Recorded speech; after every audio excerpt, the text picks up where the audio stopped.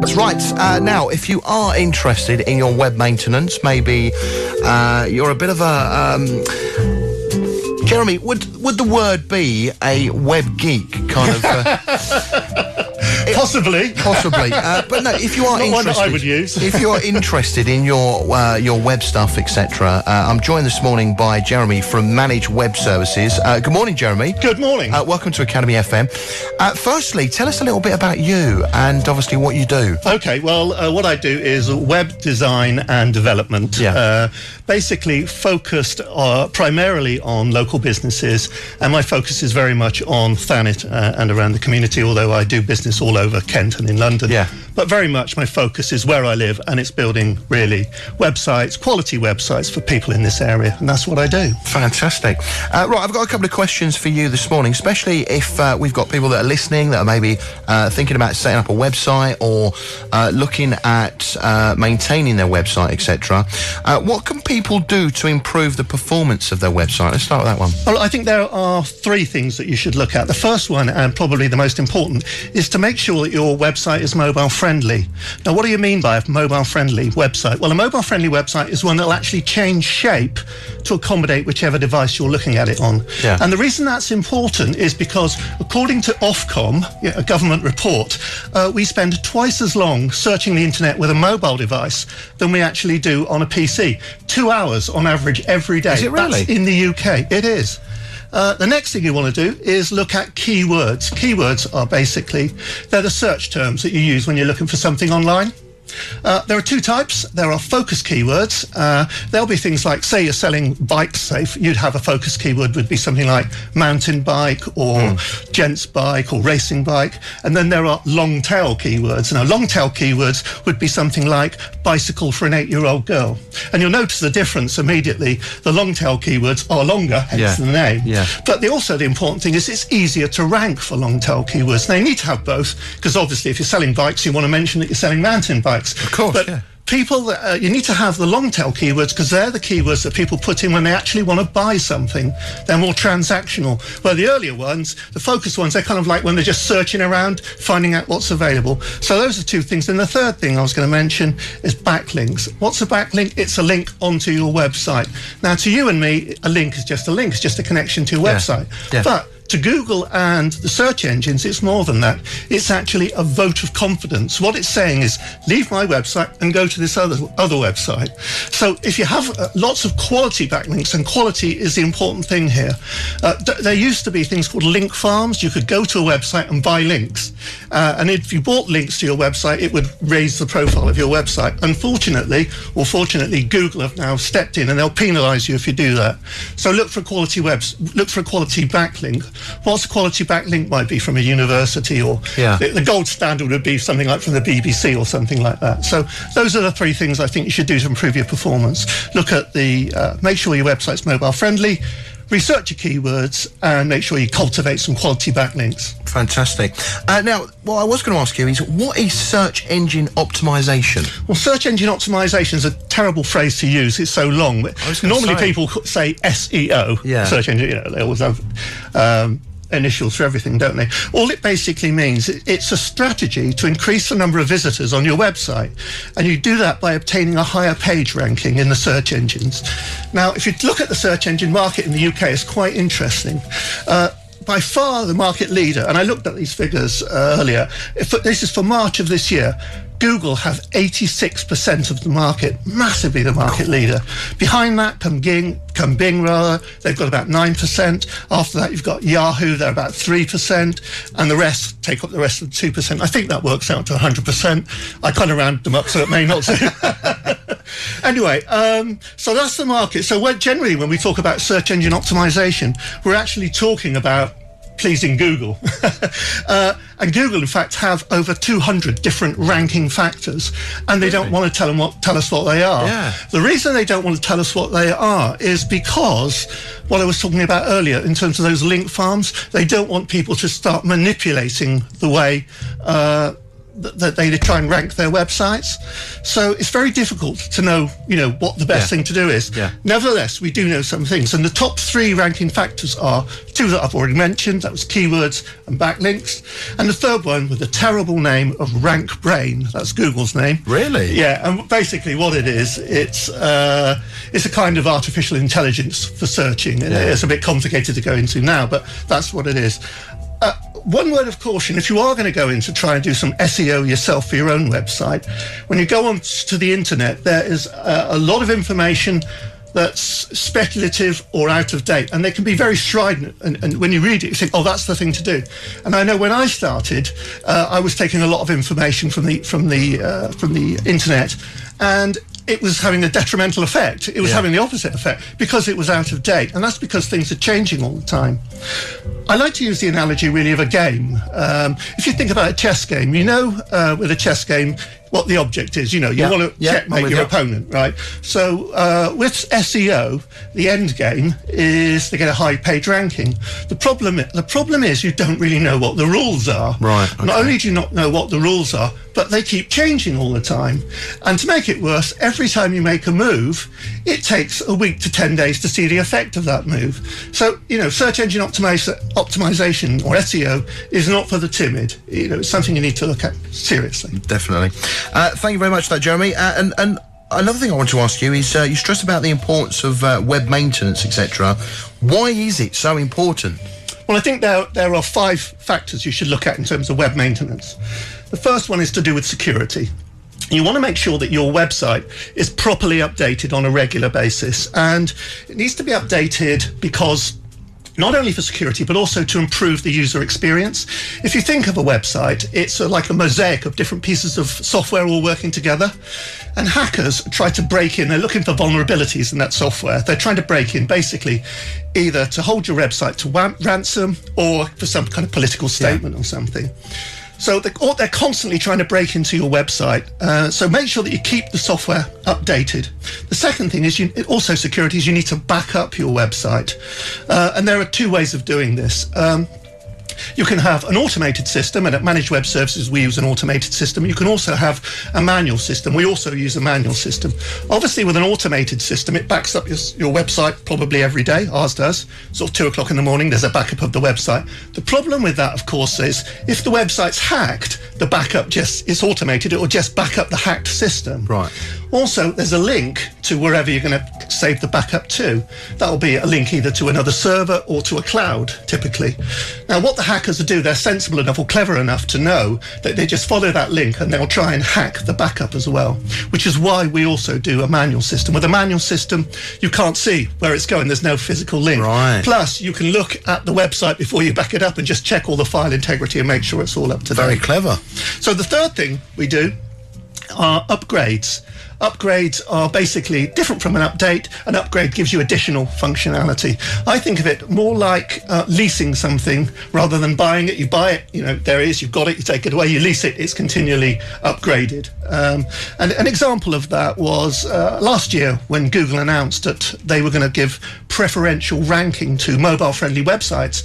At Managed Web Services, we offered all of our customers across the board a free upgrade to make sure that they were all mobile-friendly. Yeah. I've already mentioned the 4th thing I mentioned was SEO. That is an ongoing commitment. If you go to a number of the budget website providers, they will tell you it's a tick list. It's not, believe me. It's a lot of work. Yeah. And I think probably the most important thing is that intangible. It's the relationship that you have with your provider, with your service provider. Managed Web Services, we're a small specialist company so that we can sort of take the time to build personal relationships. So I know all of my customers on a first name basis. Yeah. I'm not stuck to the service level agreement. They don't have to phone up a call center. It's, hi Jeremy, I've got a problem, or can you change this or change that photograph, whatever. Yeah. And it's just done like that. So I think those are the 5 things you should look at: updates, backups, upgrades, ongoing SEO, and a good personal relationship. Fantastic. Jeremy, I'll tell you what, we're going to hold it there.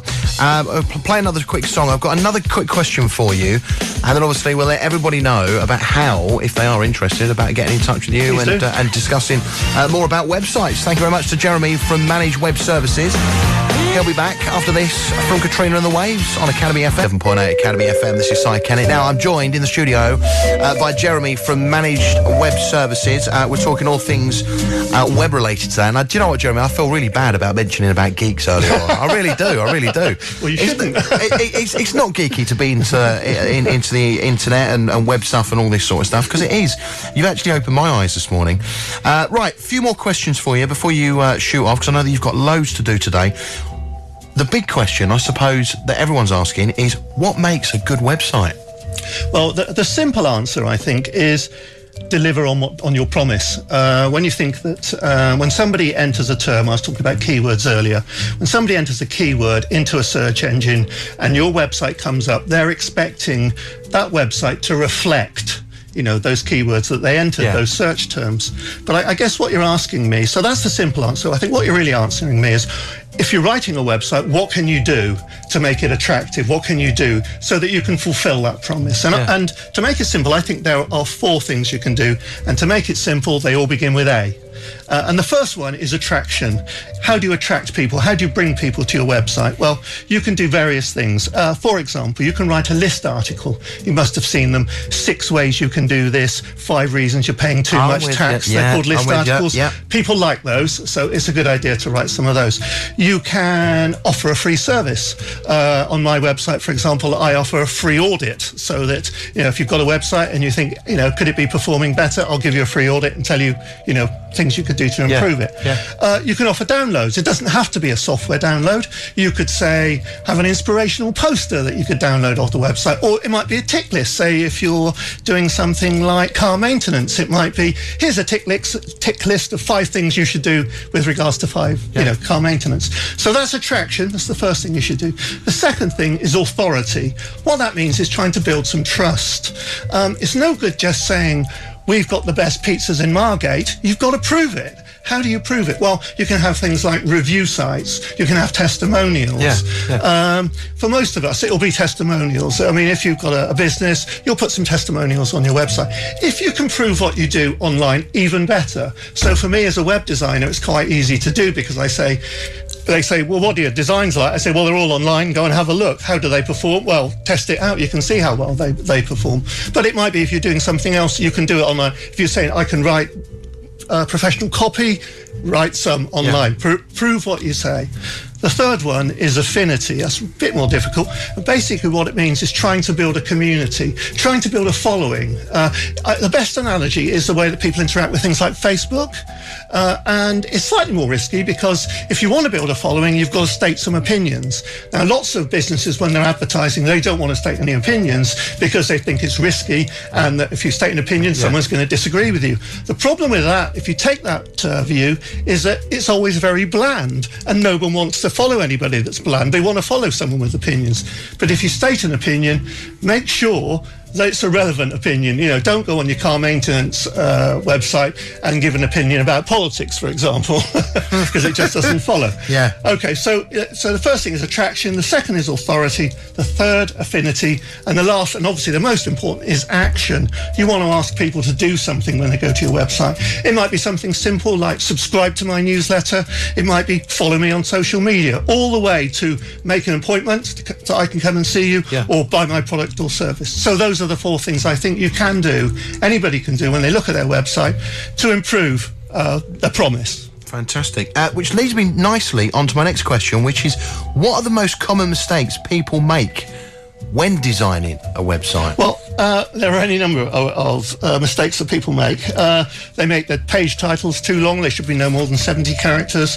They put lots of headlines in the wrong places. And the thing about a website is you're serving 2 masters. You're serving the reader, but you're also serving the search engine. If the search engine can't understand what that web page is about, because you've dotted tags for headlines all over it, then it's going to drop you down the rankings. Also remember, a search engine is just a piece of software.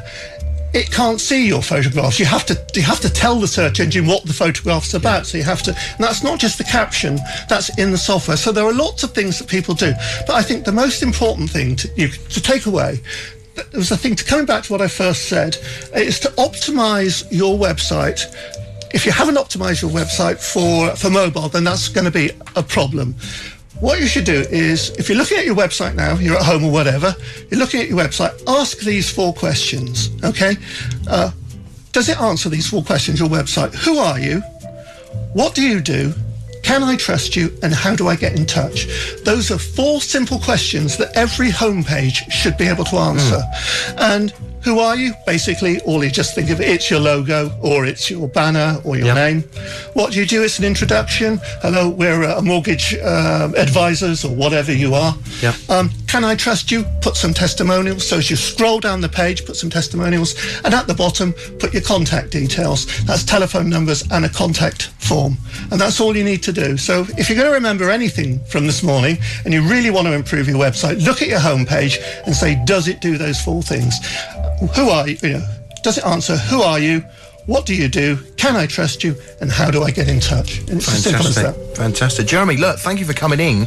If there are people out there that are interested in maybe setting up their own websites, etc., because believe it or not, from somebody that doesn't spend that much with technology, it seems quite simple to make your own website, to be honest with you. Anyway, but if there are people that want to get in touch, maybe for some advice or for you to help them build a website, etc., what are your contact details? Okay, well, the simplest way is to give me a telephone call, which is a local number, 280029, so it's Thanet 280029.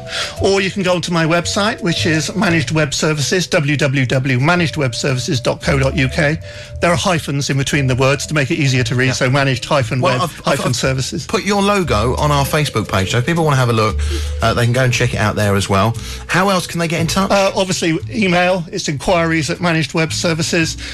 If they go to my website, they'll find all of the simplest thing I think to do is just to Google Managed Web Services. You'll find that I come second. I come second to Cambridge University. I'm pretty proud of that. I was going to say, fair play. That's what you call an authority site. Yeah, definitely. So if you just manage that, you can go onto my website and all my contact details are there. And a little Dicky Bird tells me you've got a YouTube channel as well, haven't you? I do indeed, yes. Tell us more about that. YouTube channel is where I've set up a number of videos giving similar advice to the advice I've given today. I also write a blog, a weekly blog, which gives much more advice. So any of the things, if you're interested in that I've said this morning, go onto my website. You can find all the contacts there. You can find my blog. You can read articles on all of this in a lot more detail. Fantastic. Jeremy, thank you very much for taking the time to come in. I'm going to let you go now so you can go and enjoy some of that sunshine. Let me guess, I bet you're busy working this afternoon. It's so busy that I have to close the curtains because the light gets on the screen, can you believe? Can you not do any of it outside? Take the computer outside or something? Yeah, with a laptop outside, you just don't see the screen, do you? Even more reason not to do any work, I think. Thank you, Jeremy.